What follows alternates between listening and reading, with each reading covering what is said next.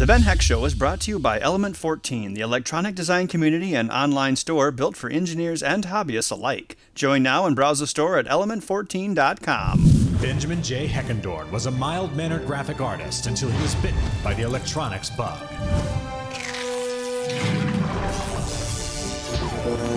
Now, every week he takes on new projects, shares tips and tricks, and answers your viewer questions on The Ben Heck Show. Hello and welcome back to the Ben Heck Show. In our last episode, I cracked open a Wii U, PS3, and Xbox 360 to get at their circuitry. Today I'm going to mod the consoles more so they can operate outside of their original shells and be modular for the ultimate combo system we're building. Let's get started. But first, the news. Today in Ben News, I'd like to show you a latest project I've done for AMD. This is a jet fighter helmet with a embedded AMD APU inside of it, and it also has its own built-in screen. I just thought it'd be cool to have a screen. You know, that's where the face used to go. And, you know, I've worked the cables around so it kind of has a space age kind of look. You just use DC power, external wall warts right here. In the bottom, you can see the APU itself. I just left it open so it has as much airflow as possible, and I just built subframes for it. Yeah, so it's another fun little project for AMD that they will have at their South by Southwest demonstration. Now it's time to get back to the ultimate combo system. What we're going to do today is port out the pins and connectors and buttons on the consoles. Normally they'd have eject buttons, indicator lights, etc., but they would be very close to the console. We're going to extend those out so we can put them wherever we want on our new all-in-one system. We're also going to kind of put the consoles back together so they're their own little units and get them working again so they'll be ready to be made into one big unit. Modifying the consoles, I'm going to start with the Wii U since it appears to be the most simple. What we need to do is we need to rewire this control panel so we can put it elsewhere on our new custom unit. And right now it uses a short flat flex ribbon cable. Obviously we can't use this. So I need to go in, map what the pins are for the LEDs and whatnot, and then extend it out. So I'm going to start by checking the LEDs. Okay, let's see. There's 3 LEDs on the power. Red, yellow, and of course, blue. And then up here, for the disc, we have, what color is this one? Pulse pounding action. There we go. All right, so what I'm going to do is I'm going to write down what all the LEDs are so I can desolder them here and extend wires off to our new ports. All right, now let's look at these LEDs. It looks like they have common ground. Yeah. So we don't need to run 2 wires for every LED. We just need to run the signal wire and then 1 for the grounds. And I'm sure these push buttons have common grounds as well. So yeah, that reduces the number of wires we have to extend. Why make more work for yourself?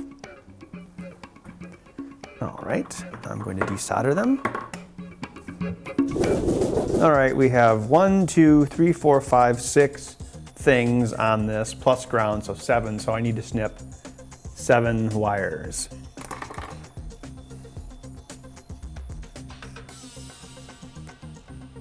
A lot of times I use recycled old computer ribbon cable, but I also keep spools of ribbon cable around because sometimes you need long lengths, and I bought those spools from Newark Element 14.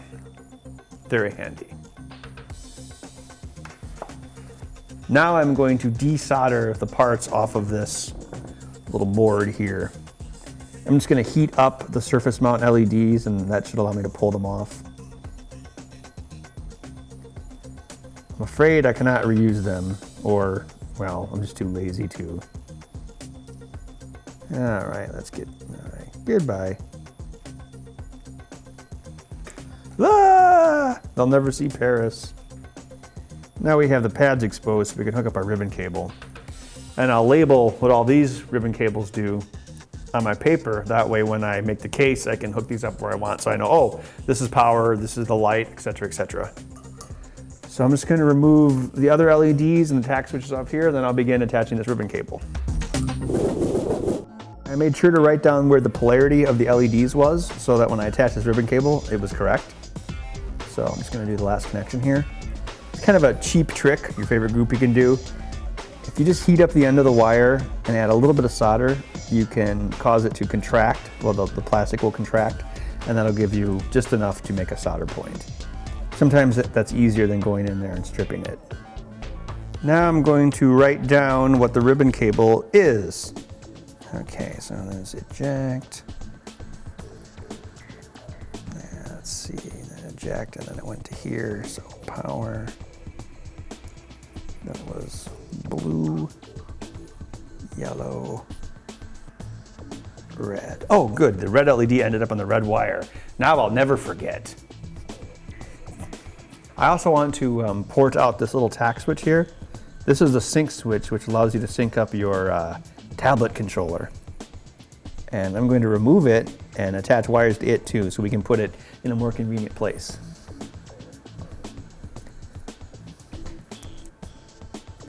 Let's crank up the heat.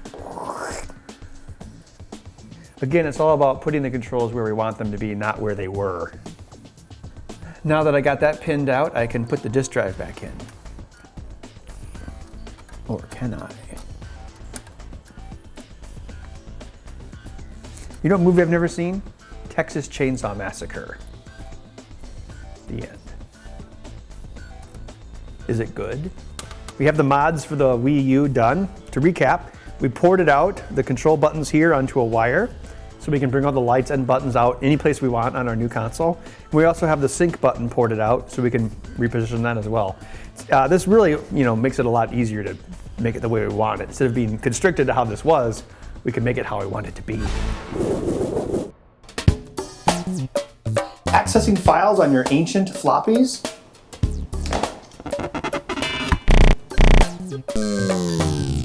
Less than easy. Getting exclusive access to content, contests, and myself on the Ben Heck Show page found in the Element 14 community? So much easier. Discover all of the ways we're building an easier experience at element14.com/evolution. Time to look at the PlayStation 3. Now this is the newest PlayStation 3. I kind of wish I would have used the second generation PlayStation 3. It would have been a little easier, but we'll make this work. So like the Wii, we need to take the power button and light and move it someplace else. Here it is, little board, and again it has flat flex ribbon cable, so that's what I've got to port out.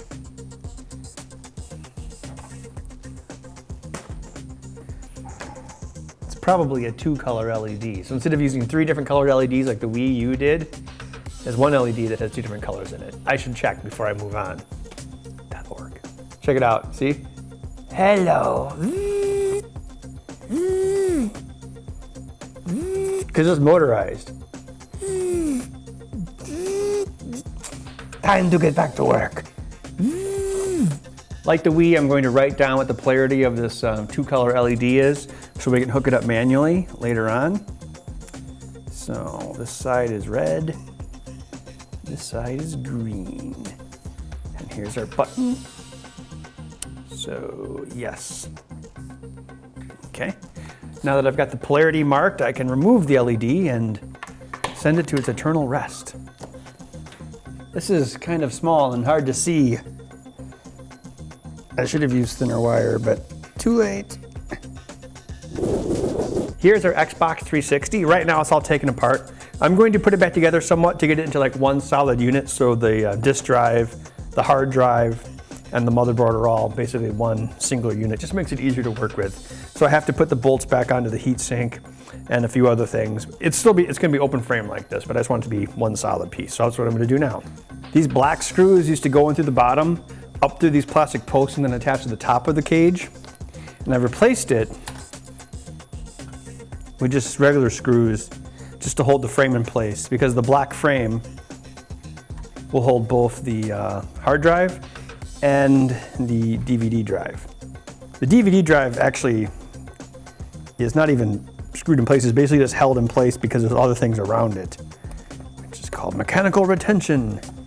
So we can rest it in place, but we're actually going to have to strap it in for our unit so it doesn't move. Plug in the power.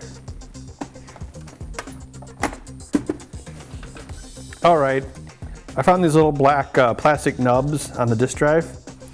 and they're just the right size to put some size 6 nuts on. So I'm basically driving the nuts on to create threads, which will give us threaded rods to put nuts on to hold the disk drive in place. I could have used my die, thanks. I could use my die, but these things are so short it wouldn't quite reach, so just do it manually. Going in manual. Now we come to the ring of light. This usually plugs in right here. Again, I want to have some control of where I put it, so I'm going to extend the cabling on the ring of light. I'm going to do it by actually removing this plug and separating it and putting the ribbon cable between the plug and the ring of light itself, so this plug can go into the console like it normally does. I've increased the temperature to many degrees, and I'm going to rock this connector out of the circuit board. It's like a human centipede of solder. The human solderpede.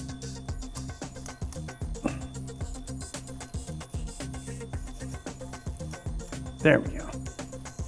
I did it that way because the Rojas lead-free solder, if there's internal ground planes, they're really hard to desolder. So it's easier just to heat everything up and pull the part out like I just did.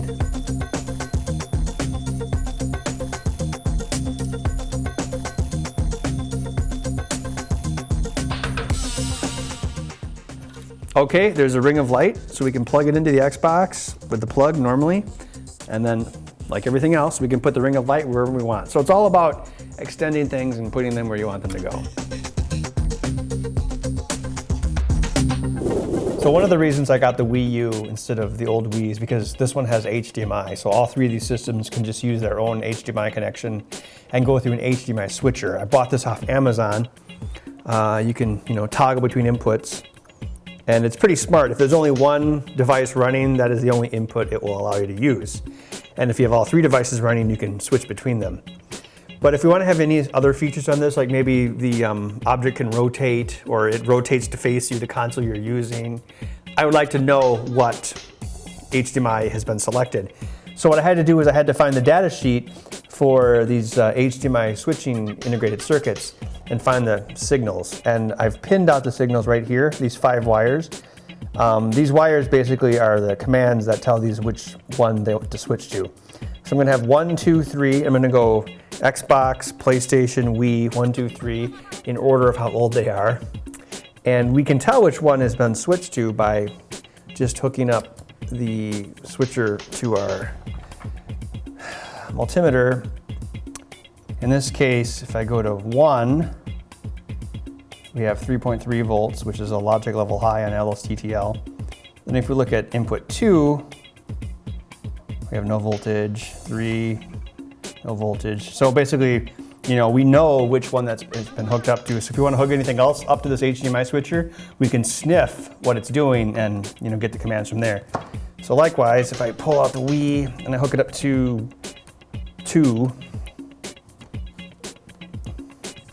we should see 0 volts on 1, unless we don't. Maybe 1's always on by default. We should see something on 2. Okay, yeah, 2 has voltage there. Now let's try 4.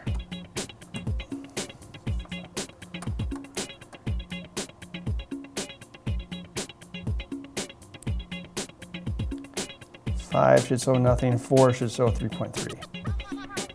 All right.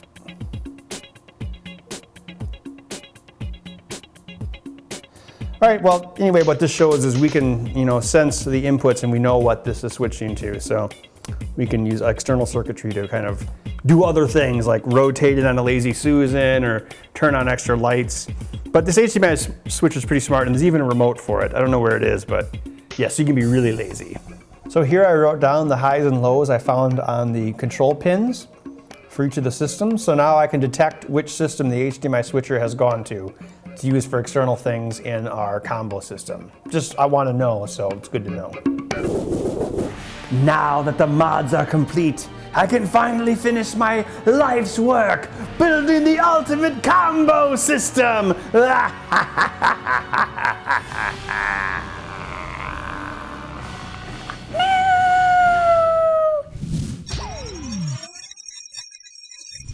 Today's viewer question comes from Daniel, who asks about digital potentiometers, or pots for short. Daniel in the past used analog pots to output a changing voltage, which means he made a voltage divider. Now he's looking into digital pots, which can be controlled electronically. Personally, I've used the Maxim DS1803 many times. It has an I2C bus and 2 digital output pots per IC. There are also digital pots which can be push-button controlled, like the Intercell X9511. This sort of pot would be great for our volume control. Most of these pots will be surface mount, so you should look for a breakout board or be patient and careful with your hand soldering. That's all the time we have for today. In our next episode, we'll finish the ultimate combo system by building a custom case for it and adding some other cool features. Then we'll do what must be done, play some video games. We'll see you then. Stay tuned at element14.com/TBHS, where you can join the discussion, suggest builds for the show, and even have a chance to win upcoming builds. Remember, you can always email build ideas to benheck@element14.com. Thanks for watching.